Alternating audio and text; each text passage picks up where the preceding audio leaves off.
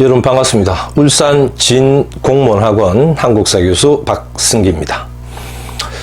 오늘은 전국적으로 그런가요? 비가 부산 같은 경우는 좀 많이 내렸습니다. 대지를 되게 촉촉하게 좀 적셔졌는데 안 그래도 먼지가 꽤나 많았는데 오늘 비가 와서 이렇게 대지를 좀 적셔주니까 나름 빗소리도 듣기 좋았고요. 지금은 물론 그쳤습니다.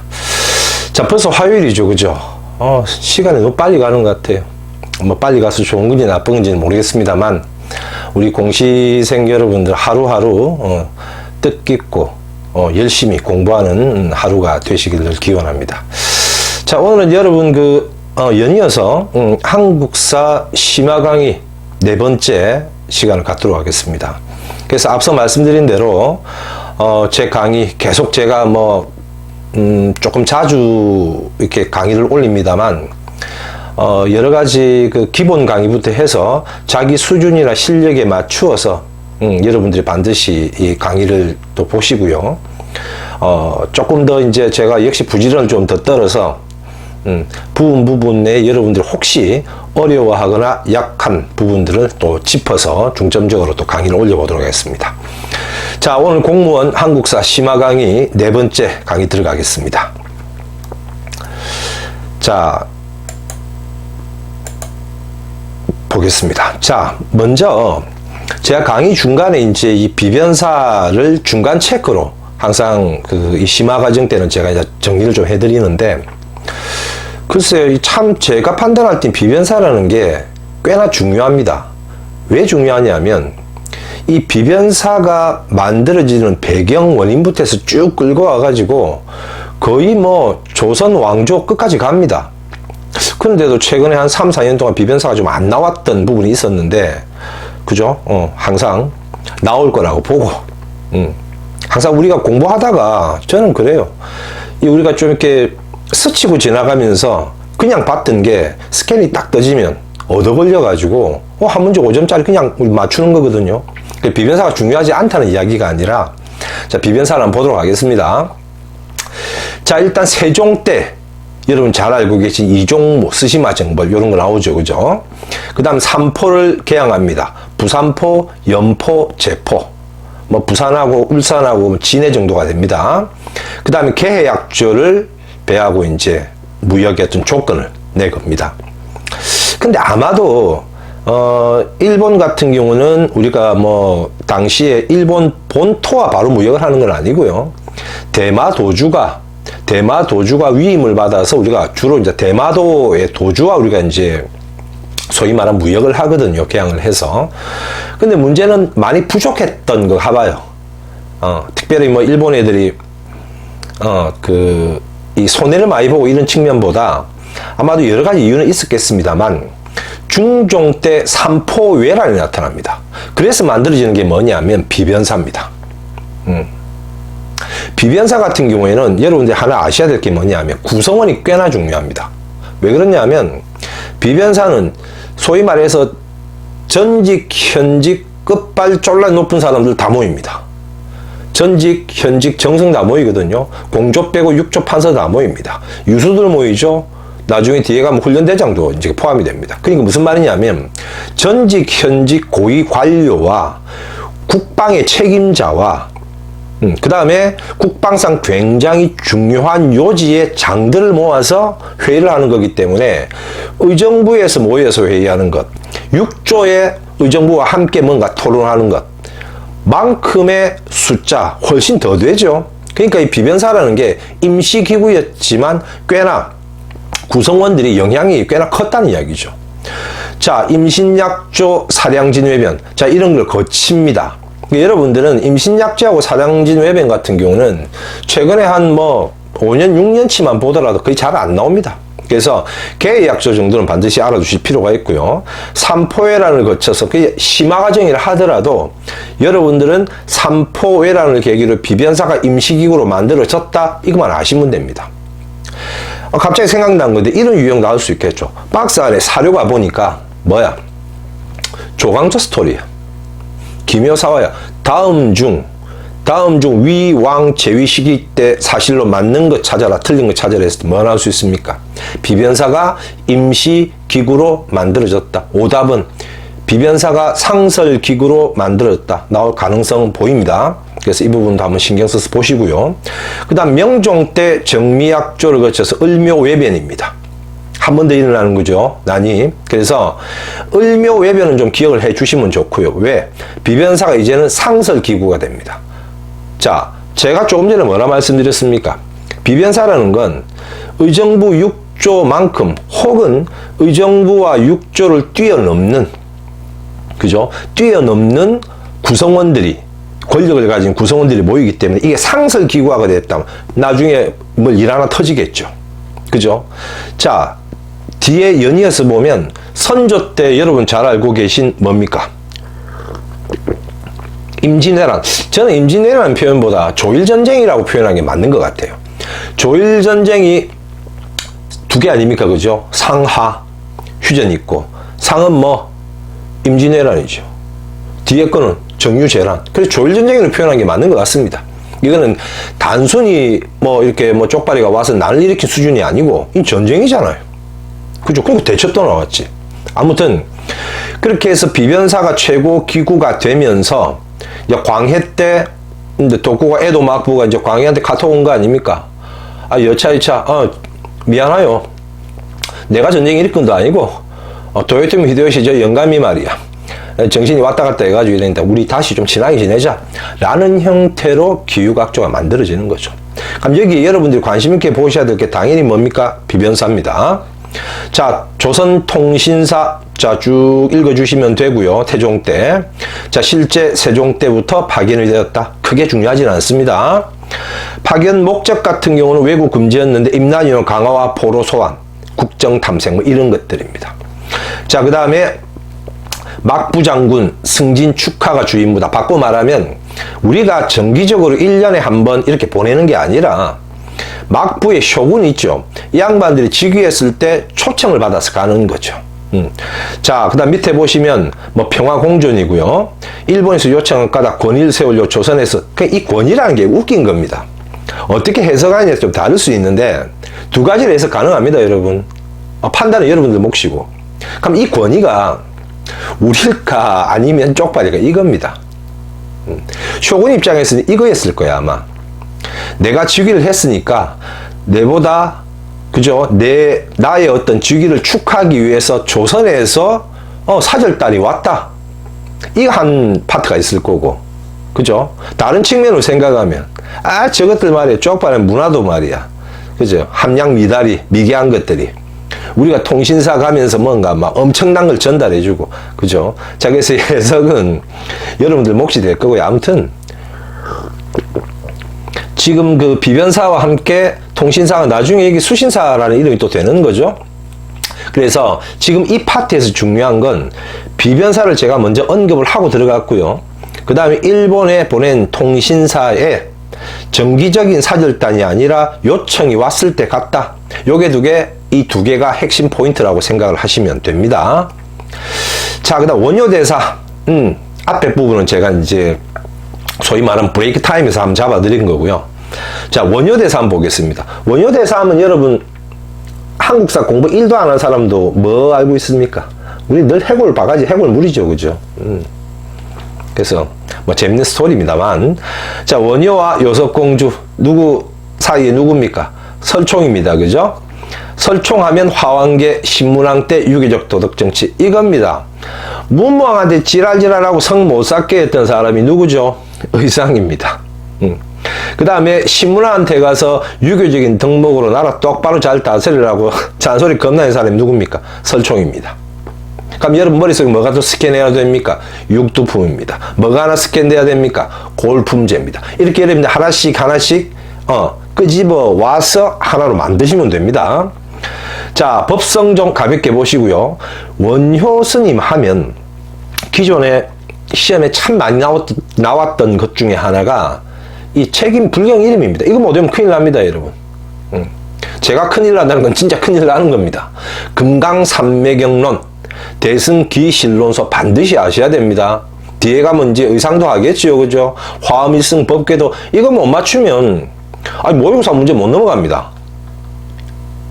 아시겠죠? 그래서 금강산매경론과 대승기실론소 반드시 아셔야 되고요. 그 다음에 10 문화쟁론, 뭐 인간평등, 나무아미타불, 민중을 중심으로 화합 주장했다. 이것도 제가 문화편에서 그때 말씀드렸는데, 원효 스님이 당대 천재 아닙니까? 그죠? 그래서 스님들이 막 학식이 조금 떨어졌나 봐요. 그래서 경전 해석에 서로 이제 이견이 있다 보니까 싸우는 거죠. 목탁 갖고 대가리 찢고 있죠. 염줄 갖고 쪼르고. 그때 원효 스님이 짠 하고 나타나서 뭐라 합니까? 이런 무식한 것들 말이에요. 감히 부처를 모시고 중생을 구제할 이 중들이 말이야. 그러면서 뭐라 이야기합니까? 내를 잘 봐. 내가 이 책 딱 써줄 테니까 이제 요 공부 열심히 해서 싸우지 마란 말이야. 화쟁이야. 항상 세상 사물을 뭘로 봐야 돼? 부처님의 눈, 마음, 일심입니다. 우리가 뭐 불교대학 갈 것도 아니고 이 정도만 알면 되겠죠, 그죠? 자, 그래서 옆에 보면 이제 나무아미타불 돼 있는데 요거 좀 이따가 그 끝날 즈음에 한번 해드릴게요. 정토교 보급 뭐 가볍게 보시고요. 뭐 이게 원효가 창시했다 말았다 최근에 한 4, 5년치만 봐도 그런 문제는 나오지는 않습니다. 그 다음 불교 대중화 화쟁사상 이야기했죠. 그죠? 대승기실론서, 신문화쟁론, 그 다음 일심사상, 하나의 마음으로 보라는 이야기죠. 그 다음 정토신앙 잡아주시고요. 무예가. 요 정도만 여러분들이 보셔도 원효 같은 경우는 쉽게 여러분들이 이제 해결할 수 있습니다. 그래서 그 문화편에도 앞서서 언급을 했는데, 이 불교의 스님들이 어떤 형태로 문제가 나오는가도 여러분 관심 있게 좀 생각을 하셔야 됩니다. 첫 번째는 사료를 주고 스님 찾는 겁니다. 두 번째, 스님 두 사람 놓고 누가 맞는 건가 찾는 겁니다. 세 번째는 어떤 스님이 어떤 책을 쓰고 어떤 종파 혹은 어떤 말을 했는가. 요런 것들이 짝지어서 1, 2, 3, 4 4개 선지에서 맞는 거 틀린 거 찾아라. 이런 문제가 출제가 최근에 됐으니 여러분들이 이런 게 제가 문제풀이 할 때 그거 중요하다 그랬죠. 이론도 기본과 심화도 물론 중요한데, 그죠? 요거는 이제 공부를 좀 많이 하고 나서 뭐가 더 중요하다? 과거에 이런 유형의 문제가 나왔으니 이게 앞으로 어떻게 더 조금 변형되고 어떤 유형으로 나올 건가, 이거 잘 파악하셔야 됩니다. 시간은 조금 걸리겠습니다만 저하고 같이 그렇게 하시면 됩니다. 자, 그 다음에 불교 전파입니다. 교종, 선종, 이것도 제가 문화편에서 언급을 했습니다만, 대승불교, 소승불교, 소승불교 하면 뭐 마우리아 왕조부터 해가지고 아소카 왕 나오고 해서 뭐 동남아시아로 내려가고요. 그 다음에 이 대승불교가 동부아시아 쪽으로 오거든요.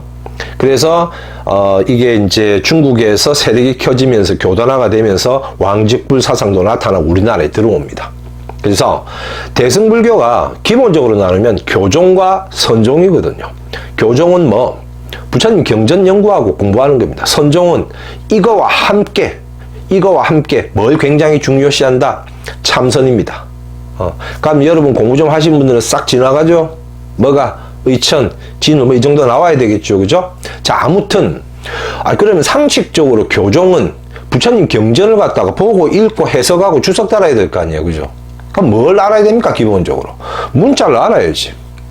이 당시에 문자하면 이둔데, 문자 누구만 압니까? 귀족하고 육두품밖에 모른단 말이죠. 그럼 당연히 교종은 누구 중심이야? 귀족 중심이 될 수밖에 없을 테고. 선종은, 그죠? 참선만, 이것도 중요한데, 참선을 더욱더 자기 수행이라든지 참선을 더 중요하게 생각하기 때문에 귀족과는 다른 세력들, 뒤에 이제 신라 하대 때 본격적으로 등장을 하죠. 호족과 육두품과 이제 일반 백성들입니다. 그래서 그 부분의 차이점을 여러분들이 알아두시면 상식적으로 가면 됩니다. 귀족들이죠. 형식, 의례, 지식, 조형미술입니다. 선종, 호족, 사색, 참선, 조형미술이 당연히 쇠퇴가 되죠. 이게 좀 다른 이야기일 수는 있는데, 저는 그 로마 가톨릭과 개신교도 이런 차이점이 좀 있다고 봐요. 왜 그러냐면, 특히 이제 그 형식과 의례라든지 이런 거에서 보면 로마 가톨릭은 굉장히 보수적입니다.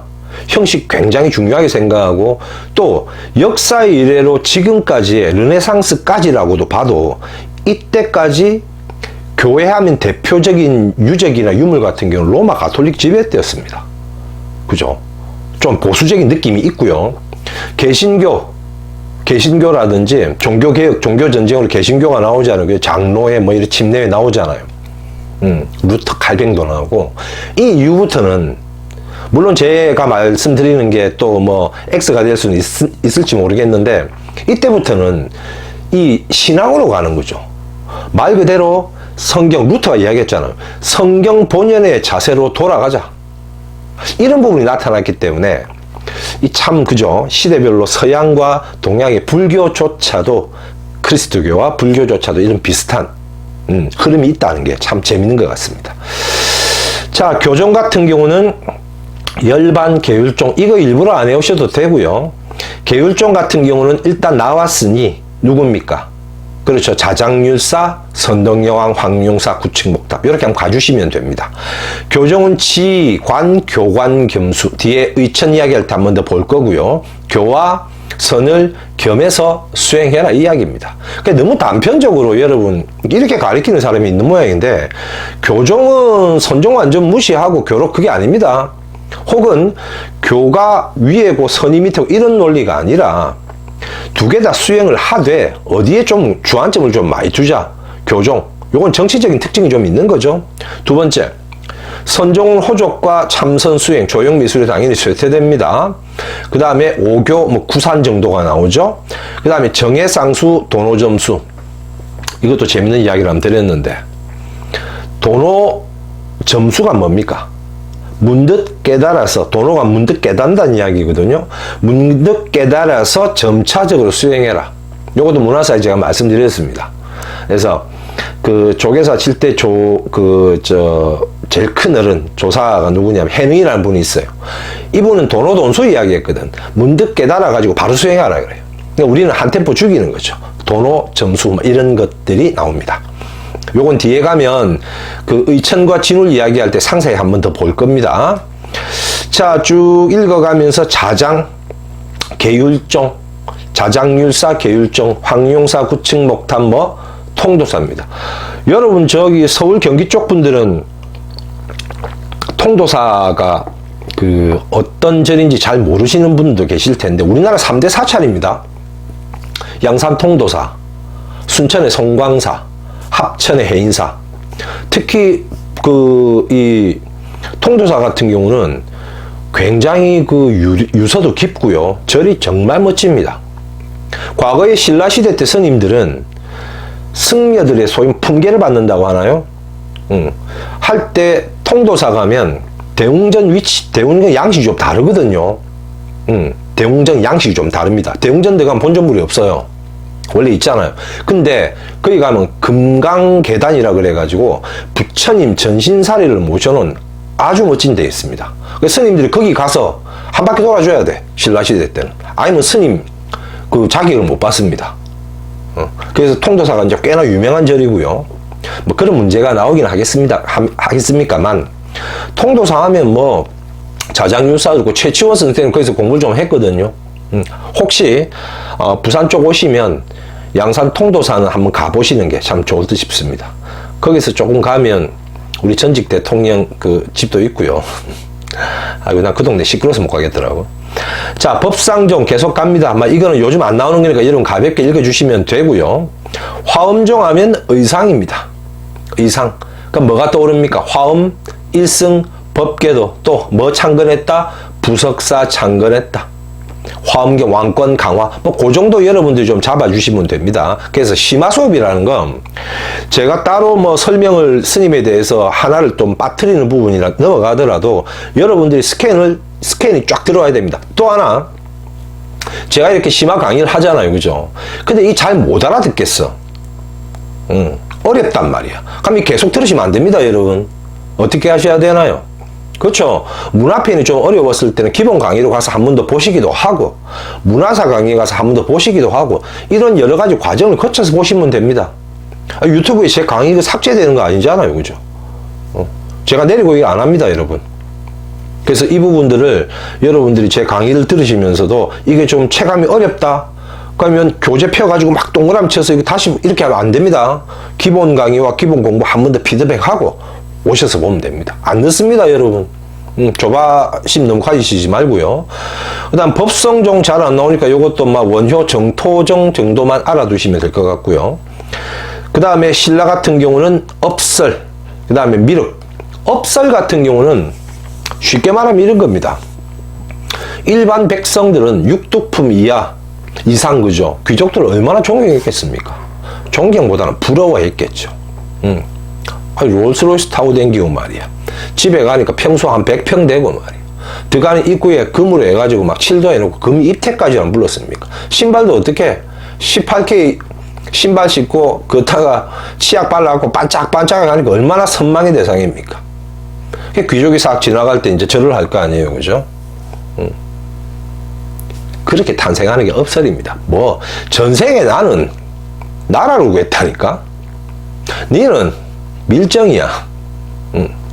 그럼 어떻게 해야 되는데 나라를 구하는 것도 그죠? 네가 직접 할 필요는 없고 내 말이나 좀 잘 들으라고.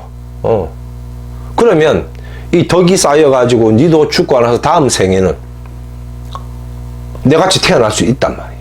정치적인 이데올로기라는 부분이 있겠죠. 뭐 그런 겁니다.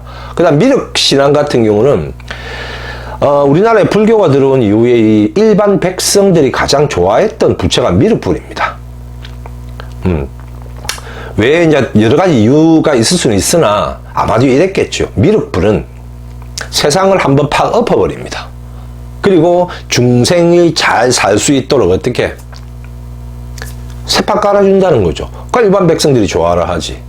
제가 볼 때 이 미륵이라는 이 부처가 역사 이래로 최초의 혁명가가 아닌가. 부처 중에서도 혁명 부처. 저는 그렇게 표현을 하기도 합니다. 그래서 불교 전파 관련된 부분에 여러분들 이걸 좀 참고를 하시고요. 자, 그 다음에 도교와 도참사상. 아마도 제 채널에 있는 문화사 강의와 겹치는 부분이 있을 겁니다. 자, 도교 같은 경우는 어디서 출발합니까? 춘추시대, 춘추전국에서 도가로 출발이 되죠. 장자, 노자, 무의자연, 그죠? 소국광민 이런 것들이 나옵니다.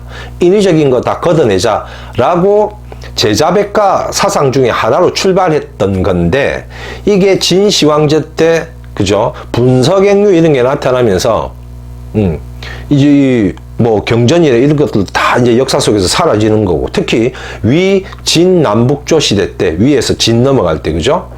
황제들 너무 소위 말한 로베스피에르 같은 막 공포 정치를 한단 말이야. 그러다 보니까 여러분 알고 계신 중림 칠연도 나올 거고 그죠? 사람들의 관심이 이제 세속에서 좀 떠나고 싶단 말이에요. 그렇게 해서 도가가 도교로 바뀝니다. 신선사상, 도덕경 뭐 이런 것들이 나오는 거죠. 자, 그래서 불로장생, 현세, 무의자연, 현세구복이야. 죽고 나서는 의미가 없습니다. 내가 열심히 나름의 어떤 수행을 거치고 그죠? 도덕경 읽고 수양해서 신선되면 안 죽는데 뭐 구름 타고 댕기면서 손오공 데리고 댕기면서 그렇잖아요. 그래서 이제 현세 사상이라는 부분이 있고 노자장자 말씀드렸습니다. 뭐 양생, 승무, 방술, 비법, 둔갑술 뭐 이런 것들 그죠? 여러분 전우치 보면 여러 가지 재밌는 거 많이 나오잖아요, 그죠?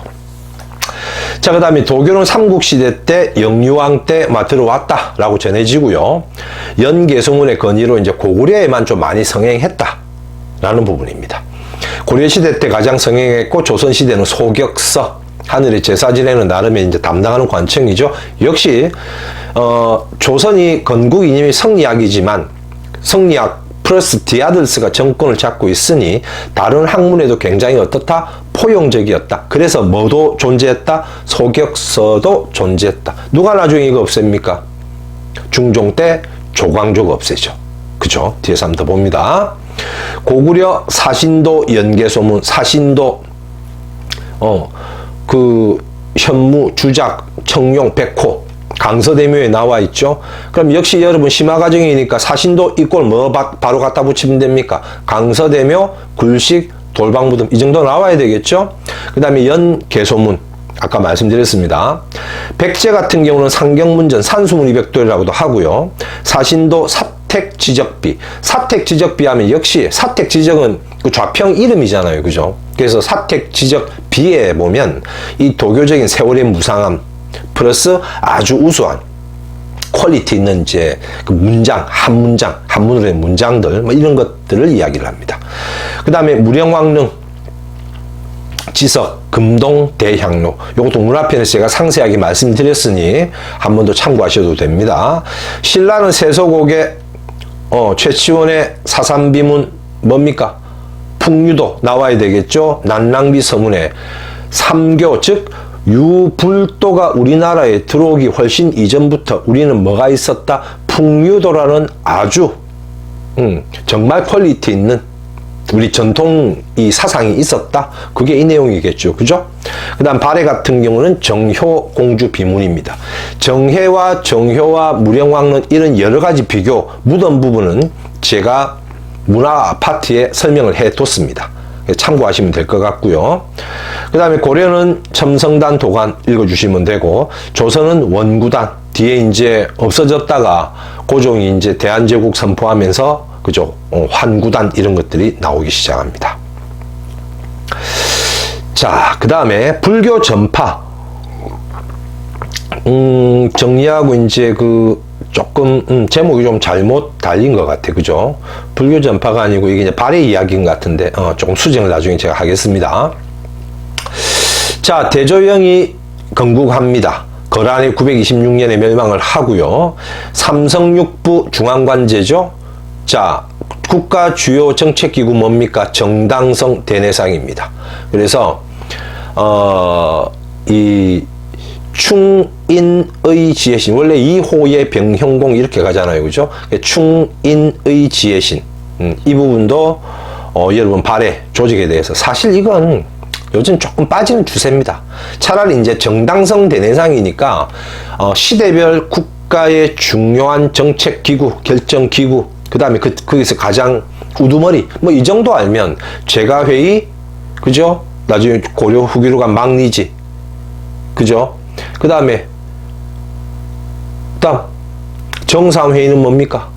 상자평이죠. 화백회의는 상대등, 발해, 정당석의 대내상, 그죠? 고려로 가면 제신하고 추밀, 도, 병마사, 식목도감, 이게 최신 무신직공기로 가면 교정, 도감, 고려 후기로 가면 도, 평의사사, 뭐 그렇게 같이 끌고 가시면 되겠죠. 그죠? 그 다음에 중정대 감찰기구, 사정부, 어사대, 사헌부. 이게 굉장히 문제가 쉽게 나오면 거의 뭐 5점짜리 점수 주는 문제가 나오면 항상 시대별로 순서 문제가 좀 나오잖아요. 과거에 한 3, 4년치만 보면 순서 문제 뭐 나왔습니까? 책 나왔죠. 책. 의학책, 향약, 구급방, 집성방, 의방육치, 동의보감, 동의수세본, 뭐 이런 것들이 나와요. 역시 마찬가지입니다. 박스 안에 섞어요. 섞어. 그래서 순서대로 짝지은 거 찾아라 말아라 선지 1, 2, 3, 4에서 중정대 시대 순서대로 사정부, 어사대, 사헌부 충분히 문제 나올 가능성이 있습니다. 그 다음에 지방제도 5경 15부 62조 반드시 아셔야 되겠죠. 이겁니다, 여러분. 이게 그렇게 어렵지가 않은 게 박스 안에 있잖아요. 그죠? 박스 안에 고구려 이야기야. 다음 중 위 나라의 특징을 찾아라 말아라 하면 5부 5부가 들어간단 말이죠. 백제는 5부 5방이 들어가. 박스가 신라야. 통신 전에 6부 5주가 들어가야 되는 거 아닙니까? 그럼 통일신라 때는 구주, 오석영, 박스 안에 역시 뭐다? 발해 스토리야. 이거 올해 나왔잖아요. 4월달입니까? 발해 이야기를 걸어놓고 다음 중 위 나라 거 맞는 거 찾아라, 틀린 거 찾아라 했을 때 5경, 15, 62조 나올 수 있습니다. 모든 게 다 나올 수 있죠. 국가 맞는 답으로 발해 박스가 사료가 발해가 나왔으면 맞는 답에 다 들어가잖아요. 그죠? 국가 중대사를 정당성에서 결정했다. 관리비행 감찰기구로 뭐 중정대가 있었다. 그죠? 그 다음에 뭐 대학으로 주자감이 있었다. 그 다음 5경 15부 62주가 있었다. 뭐 이런 거 시험 나오잖아요, 여러분. 그죠? 그래서 이 부분은 문제가 그런 형태로 출제되기 때문에 같이 유형과 함께 여러분들이 내용을 정리를 해 주시면 됩니다. 그 다음 발해가 우리 민족이 세운 나라라는 증거. 한국사 능력 검정 기본입니까? 요즘 조금 바뀌었던데? 그 왜 자꾸 바뀌는지 몰라. 하여튼 뭐 국사편찬위원회 분들 자기들 마음이니까. 근데 발해가 우리 민족이라는 증거가 시험 잘 안 나옵니다. 한국사 그 한능검에는 좀 나오고 있고, 근데 꽤나 뭐 중요한 부분이긴 한데, 그죠? 참 안타까운 게 발해가 우리 민족이 세운다는 증거가 우리가 이렇게 열거를 하고 우리가 공부를 하고 있는데, 이게 얼마 못 가죠 지금. 저 짱깨들이 유네스코 문화 그죠 유산에 등재돼 가지고 그 막대한 자금력으로 밀어붙여버리면 발해 넘어가는 거죠. 정혜공주, 정효공주 무덤 구경도 못 하잖아요 지금. 우리나라 학자들 출입 금지시켜가지고. 참 국력이 세야 되는데, 그죠? 안타까운 부분 중에 하나입니다. 자, 그래도 여러분들은 공무원이 되실 분들이니 이런 것들 좀 봐주셔야 됩니다. 자, 발해 관련 기록입니다. 발해 관련 기록. 이승휴 제왕운기 발해사 서사시입니다. 최초가 되면 시험에 조금씩 나오죠. 그래서 이승휴 제왕운기 할 때, 자, 역시 심화 과정이니까 여러분 뭐도 같이 봐야 된다. 순서대로 가셔도 됩니다. 동명왕편, 그 다음 해동고승전, 삼국 유사, 제왕운기, 이재현사라. 물론 앞에 삼국사기도 있겠죠. 요거 심화편이니까 뒤에도 언급을 또 할 텐데, 잠깐 또 하나 말씀드리면 동명왕편, 이규보, 명종, 최충은 제가 이렇게 가려했습니다. 박스 안에 동명왕편 내용이 있었어. 아주 쉽게 나오면 고구려 개성했느냐 발해 개성, 이건 기출 아닙니까? 3년 전에. 어렵게 나오면 위 작품이 만들어졌을 당시의 시대적 상황 찾아라가는 뭡니까? 최충원, 교정도관, 뭐 이런 스토리입니다. 그 다음에 말씀드렸던 삼국 유사와 제왕운기는 충렬할 때 아닙니까? 그죠? 그럼 안향이 성리학을 가지고 오고, 막 이런 스토리까지도 합쳐져서 문제가 나올 수도 있다는 이야기입니다. 참고하시고요. 자, 유득공 발해고, 자, 신라 발해 남북국 최초의 사서면서 우리 영역의 범위를 만주까지 넓혔다. 올해 4월 기출이죠. 삼국사기, 발해고 두 개 같이 비교하는 문제 아주 쉽게 나왔었습니다. 한치윤 해동역사, 발해를 고백신 고려와 같은 비중으로 다루었다. 이거 특히 해동역사 같은 경우는 이제 다양한 서적을 많이 참고를 또 했죠. 자, 그 다음에 쭉 내려가셔서 조선 상고사, 아방강력고, 동사강목, 북국이 발해이다. 그 다음에 이 종이, 이게 여러분 그 시험에 나오면 어떤 부분이 나올 수 있냐면, 이 어렵습니다. 이 고조선을 계승했다. 이게 각각의 역사책별로 좀 달라요. 우리는 지금 어떻게 항상 그 뭐 정설로 배웁니까? 고조선 망하고 나서, 고조선 앞에 물론 그죠? 그 고조선 망하고 나서 부여, 고구려, 옥저, 동해, 삼만 뭐 이런 스토리 공부하잖아요. 그죠?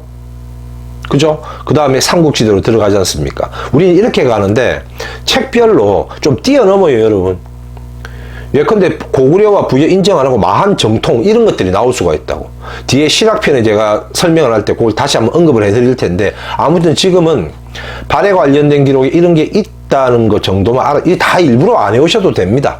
그래서 각각의 책들의 특징만 먼저 좀 알고, 이렇게 문화 파트에 한 번 더 제가 뒤에 가면 강의를 합니다. 그래서 한치윤 해동 역사, 우리나라, 중국, 일본 다양한 책들의 어떤 책들을 통해서 우리 역사를 정리했다는 거. 조선 상고사는 들어보셨을 거고, 그죠? 특히 신채호 선생이 조선 상고사는 조선 상고사의 내용이 나오는 게 아니라 신채호 선생에 대해서 묻습니다. 두 번째, 정약용 아방강력고. 아방강력고 무슨 말입니까? 우리나라의 강력, 영역을 이야기하는 거거든요. 이 양반은 워낙 책을 또 많이 썼으니까 정약용에 대한, 이분은 신채호와 정약용 선생 같은 경우는 신채호 선생과 개인적인 부분을 분명히 물어봅니다.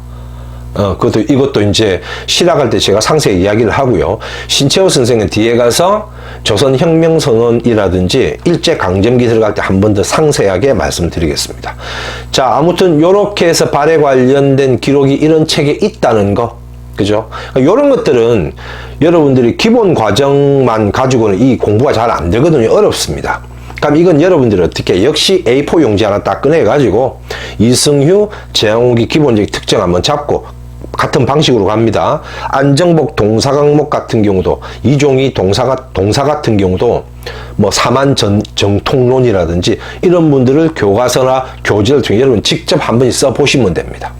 지금 공무원 시험의 출제 난이도에 이제 맞춰 보면 그렇게까지는 시험에 나오지는 않을 것 같습니다. 그래도 혹시 내년에 또 뭐 출제자 자기 마음 아닙니까? 물론 난이도를 조금 낮춰준다는 부분이 이제 있겠지만 그래도 우리는 대비를 좀 해둬야 됩니다. 자, 그 다음에 당적 요소, 고구려적 요소, 이거 이제 뭡니까? 자, 요거 여러분들이 좀 관심 있게 좀 보셔야 됩니다. 발해가 당나라에 영향을 받은 문화적인 어떤 유물과 유적들, 그 다음에 고구려에 영향받은 걸 좀 구별을 해 줄 필요가 있겠죠. 삼성육부 주작대로, 그 다음 쭉 내려가셔서 동경성 정효공주 벽돌무덤입니다. 다음 고구려적 요소 같은 경우는 온돌, 천장의 모주림, 석등, 성터, 정혜공주. 그래서 아주 쉽게 나오면 이제 7급 수준의 문제는 이제 안 나오죠. 아주 쉽게 나오면 박스 안에 보니까 정혜공주 스토리야. 둘째 딸, 넷째 딸 이래가지고 나올 수 있단 말입니다. 무왕의 딸, 뭐 몇째 딸, 어쩌고 저쩌고. 그래서 이걸 던져가지고 정효공주 무덤의 특징. 두 번째, 또 박스 안에 해가지고 문왕의 딸인데 어쩌고 저쩌고 해서 정혜공주 무덤의 특징. 과거에 제가 한 4년 전입니까? 그걸 기억하는데 7급 시험에 백제 무령왕릉과 정효공주 무덤의 공통점을 찾는 문제가 출제가 한번 됐습니다.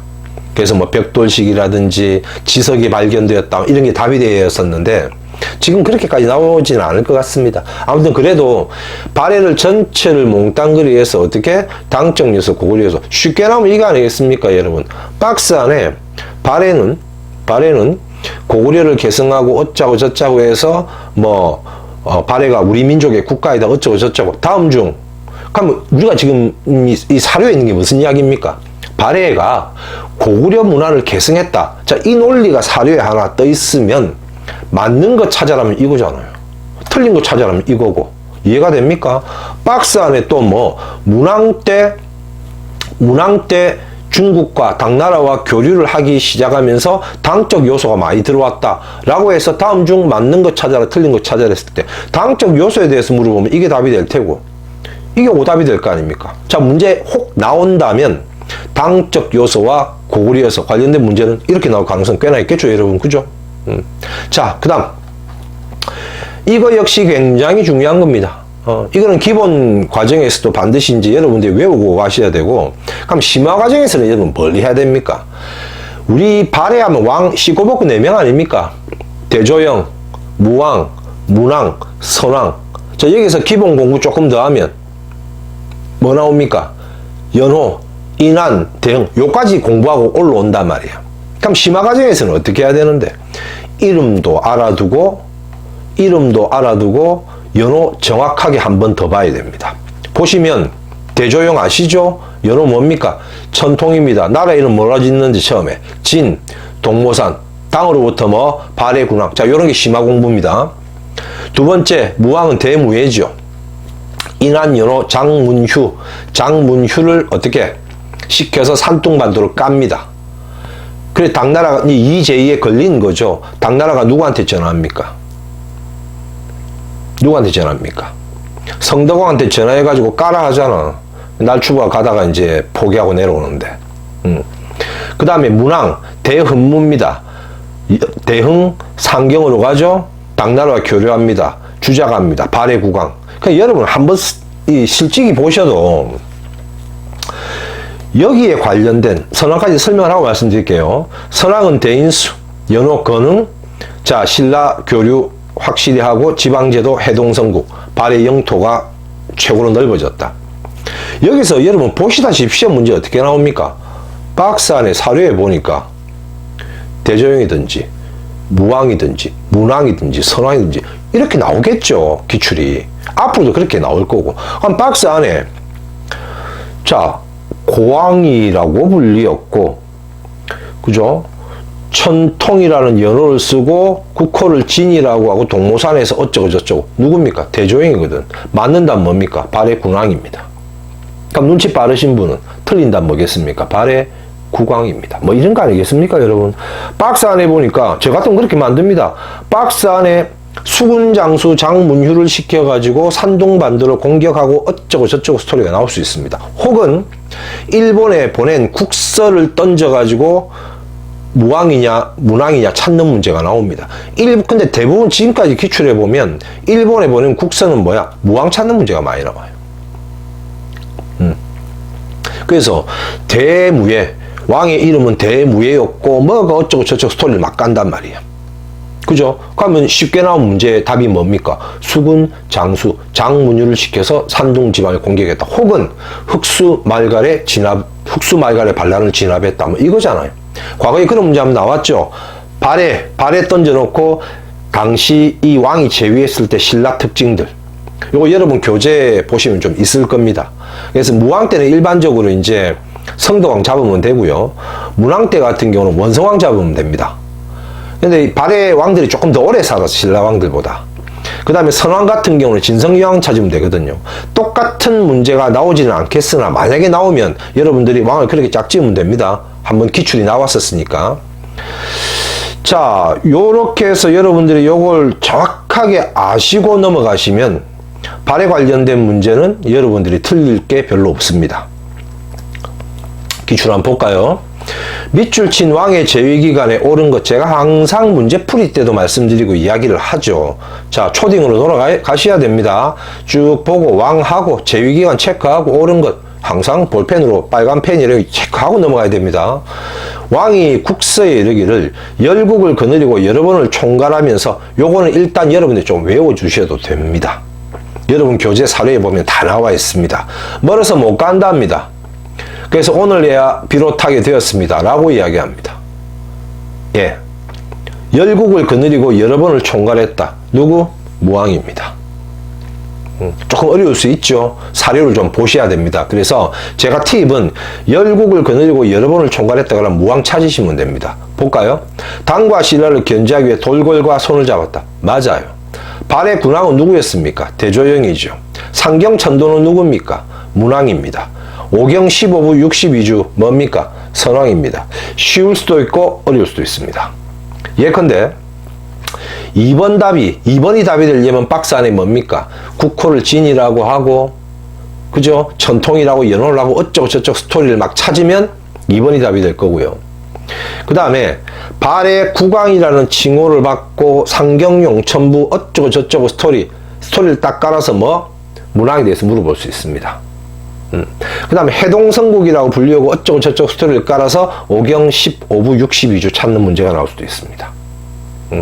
그래서 이건 여러분들이 지금 보시다시피 이건 대충 찍고 이 장면이 아닙니다. 조금 전에 했었던 그죠 발해 그 문화의 특징과 각각의 왕들의 이름과 연호와 특징들은 여러분 칼같이 머릿속에 정확하게 스캔을 떠야 돼요. 안 그러면 이런 문제는 못 맞추죠. 이 찍어가 될 일입니까, 이게? 하나 더 볼까요? 자, 가왕 때 사실에 대한 설명으로 옳은 겁니다. 흑수말갈이 당과 통하려고 하자 군사를 동원해서 흑수말갈을 쳤어. 자, 요런 거는 형광펜을 쫙 꺼가지고 바로 잡으면 되겠죠? 누굽니까? 발해 무왕입니다. 되겠습니까? 그럼 답이 너무 아름답죠? 뭡니까? 장문유. 당나라를 공격했다. 뭐 이거 아니고 나머지 안 보셔도 됩니다. 이거는. 그래서 발해 관련된 발해 전체적인 단원에서 봤을 때 발해하면 여태 가장 많이 나왔던 게 바로 뭐다? 왕들의 업적입니다. 두 번째 문화 파트에서도 무덤 양식이 좀 나옵니다. 이거 두 개. 그 다음에 이거 두 개를 물으면서 긋다가 뭐 오경 15부 62주라든지 정당성을 통해서 회의했다든지 대내상이 거기 대빵이라든지 그죠? 중정대 관리비행 감찰기구 대학교 주자강 이런 것들 밑에다 하나씩 잡아야 된단 말이에요. 어떻게 공부하시는지 아시겠습니까? 심화 과정은 그래서 여러분 보시라고 제가 늘 말씀드리잖아요. 아니, 발해 왕들의 이름하고 연호도 똑바로 이제 안 된 상태에서 올라와서 이걸 막 동그라미쳐 외우면, 아니, 그게 외워집니까? 안 외워지지. 그래서 제가 그 기본 강의, 4번째 강의입니까? 할 때, 제가 나름 잔소리를 좀 했잖아요. 여러분들한테 하는 게 아니고, 그 일부, 정말 책임감 없는 그 한국사 강사들이나 교수들이 있잖아요. 책 팔아물라고 말이야. 학원에, 숫자 늘리려고. 이게 무슨 일탑니까, 그게? 그 사람들 되게 폄하하는 게 아니고, 아니, 그렇지 않아요. 기본 공부가 되고 나서 심화 수업을 이렇게 딱 하면, 했던 게 기억나면서 또 같이 체크하면서 이렇게 넘어가야지. 발해 왕들 순서도 모르고, 발해 왕들 이름도 똑바로 못 외우고 있는데, 와서 이걸 지금 바로 시작을 하면, 말이 안 되죠. 그건 어려워서. 그럼 이 계속 쌓이면서 계속 어려워진다고. 거듭 말씀드리지만, 제가 강의 때마다 자꾸 말씀드리잖아요. 너무 중요해서 그렇습니다. 그래서 여러분들이 항상 그 기본 강의를 숙지를 하시고, 강좌가 많이 있어요. 거기 한번 클릭하셔서 보시고 내용 정리를 하신 다음에 심화를 보시는 게 여러분들에게 훨씬 도움이 많이 됩니다. 그렇게 좀 하시면 여러분들 실력이 점점점 올라갈 수가 있습니다. 자, 그 다음에 이제 지방 세력이 나옵니다. 지방 세력. 요거는 신라를 이제 김부식이 상대, 이렇게 제가 손으로 표현할까요? 상대, 중대, 하대 이렇게 나눴습니다. 상대는 뇌물계죠. 중대는 진골, 무열왕계입니다. 뒤로 가면 섞이죠, 그죠? 상대, 중대, 하대입니다. 지금 어디 이야기할 거냐면 하대, 즉 해공왕이 죽고 나서 그 다음 상황이거든요. 그때는 왕위 쟁탈전 때문에 뭐 중앙에는 엉망진창 아니겠습니까? 지방은 중앙에서 지방 통제가 안 되니까 뭐 새로운 세력인 호족이 성장하는 거고, 자기끼리 혼자 됩니까? 뭐가 필요합니까? 브레인이 필요하잖아. 브레인이. 호족들이 가지고 있는 건 뭐밖에 없는데, 돈하고 군사밖에 없습니다. 저 양반들은. 그렇다가 무식한 이야기가 아니고 호족이죠. 브레인 끌어들여야 될 거 아니야. 누구? 육두품. 또 무릇 물리력도 돈만 있으면 됩니까? 앞에서 싸워줄 사람이 필요하잖아. 누구? 일반 농민들 같이 또 이제 연결시키는 거 아닙니까? 또 하나, 이념이 있어야 될 거 아니야. 사상이 있어야 될 거 아닙니까? 그게 바로 뭐죠? 풍수지리설과 불교의 선종 아닙니까? 물론 육두품의 유교라는 부분도 있겠죠. 자, 아무튼 신라 하대 때 보면 해공왕, 자, 대공의 난, 96각간의 난 통해서 해공왕 날아가죠. 쭉 갑니다. 원성계 시작되고요. 김원창의 난, 장보고의 난. 자, 이것도 단독으로 난에 대해서 디테일하게 묻는 문제는 안 나옵니다. 예컨대 이렇게 선분 아시죠? 빵빵빵 끊어. 그럼 중간중간에 그죠? 굵직한 사건들 하나씩 잡아놓고 그 사이사이에 들어갈 게 어떤 거냐라는 게 나옵니다. 그래서 뭐 해공왕이라든지 원성왕은 독서 3분과 말고는 잘 안 됩니다. 김원창의 난, 장보고의 난, 이것도 여러분들이 조금 가볍게 보시면 되고, 순서는 조금 알아두셔도 되죠. 제가 앞에서 그 삼국시대 왕들하고 통일신라는 제가 따로 한번 또 정리를 해서 도표로 만들겠습니다만, 우리가 신라왕들 한 번만, 뭐 시간은 좀 지금 많이 갔습니다만 한 번 더 볼게요. 박씨, 석씨, 김씨가 돌아가면서 왕 하잖아요. 그죠? 쭉 가면서 누가 나옵니까? 뇌물마니까. 그 다음 소지, 그 다음 눌지, 소지, 다음 지증, 법흥, 진흥, 전성기 왔죠? 계속 올라탑니다. 그죠? 그 다음 누가 나옵니까? 진평, 선덕, 진덕, 다음 무열왕. 자, 신라 중대가 시작이 됐죠? 무열 다음 김범민, 문무왕, 신문왕 쭉 갑니다. 이제 전성기, 통일신라 전성기 가죠? 그 다음 누굽니까? 성덕, 경덕. 때 노급이 부활되면서 점점점 떨어지기 시작하죠. 해공왕, 원성왕, 다음 흥덕왕 정도만 알면 됩니다. 왜? 장보고하고 묶을 거니까. 그 다음 진성여왕, 원종과 애노의 난, 적고적의 난, 또 각간 위혼과 또 대과상식해서 3대목 편찬, 그죠? 최치원, 뭐 요런 형태. 그 다음 누굽니까?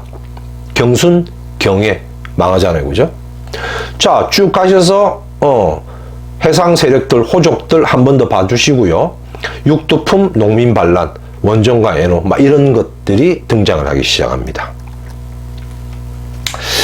자, 여러분, 오늘도, 저하고 같이 이제 그 심화 강의를 또, 함께 했습니다. 제 강의가 뭐 여러분 마음에 드실지, 항상 노력합니다. 저는 제가 참 잘 가르친다, 뭐 잘한다 라고 생각해 본 적이 1도 없습니다. 항상 노력을 하고요. 항상 고민은 어떻게 하면 여러분들에게 조금 쉽게 가르쳐 드릴까?